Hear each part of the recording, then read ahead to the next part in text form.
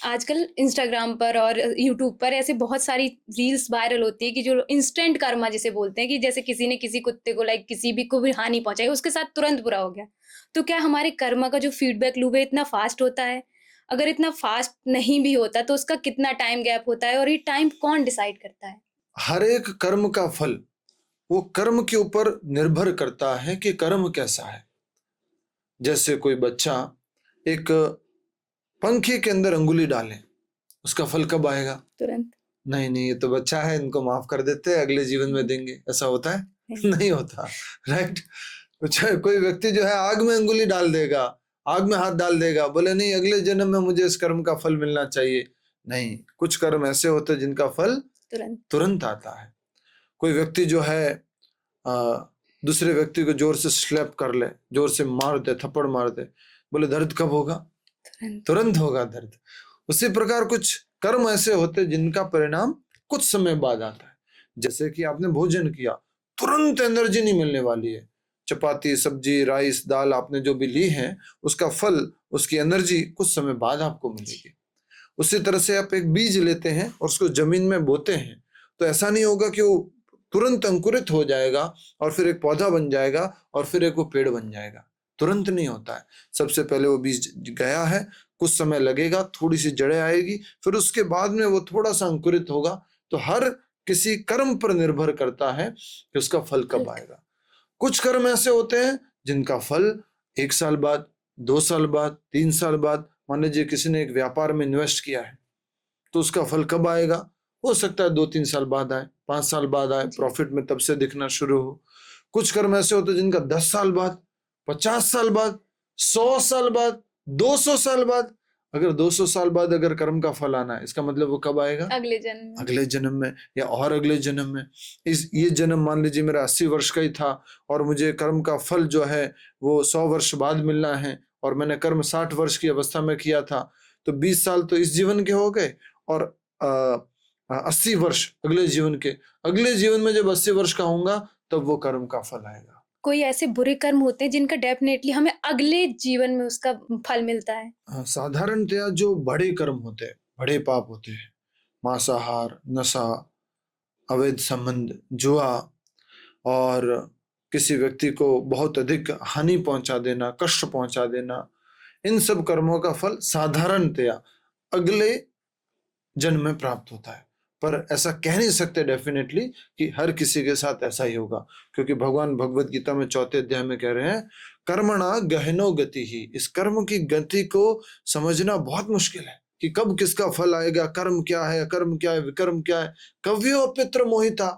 बड़े बड़े कवि लोग मोहित हो जाते हैं कि कर्म को कैसे समझे, समझ ही नहीं पा रहे। तो ये बहुत ही कॉम्प्लिकेटेड है।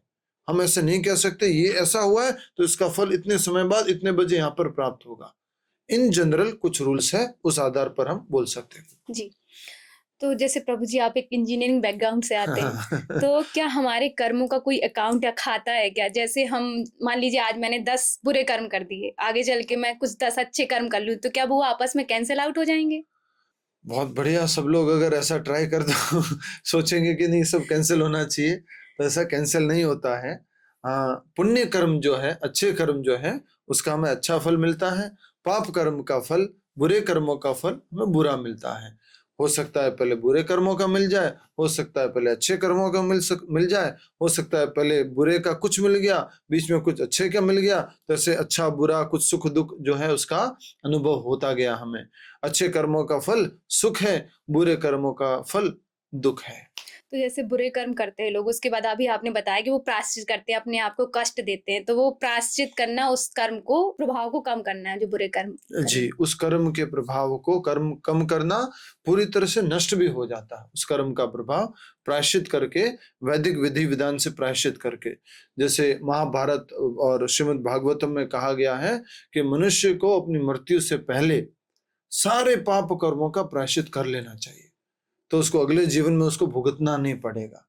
जैसे किसी व्यक्ति ने मान लीजिए मर्डर किया है, तो यहाँ पर हमारी भी अदालत है, जैसे मेन अदालत यमराज जी की है, वहां पर चित्रगुप्त जी सारा लेखा जोखा रखते हैं, वैसे हमारी भी अदालत होती है।